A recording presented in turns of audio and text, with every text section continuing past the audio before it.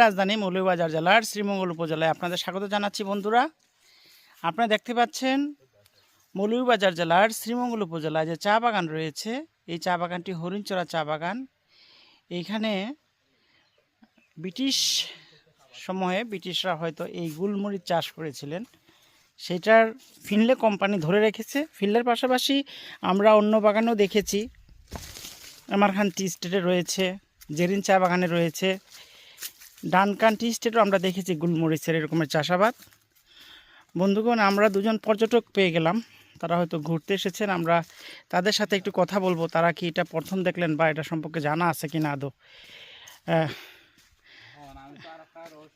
ভাই, এই যে আপনারা ওই যে ও বন্ধুগণ, এই হচ্ছে গুলমরিচ, আপনারা দেখতে পাচ্ছেন এই গুলমরিচ। এটাকে বাগানে নভেম্বর ডিসেম্বর মাসে উত্তোলন করে তোলার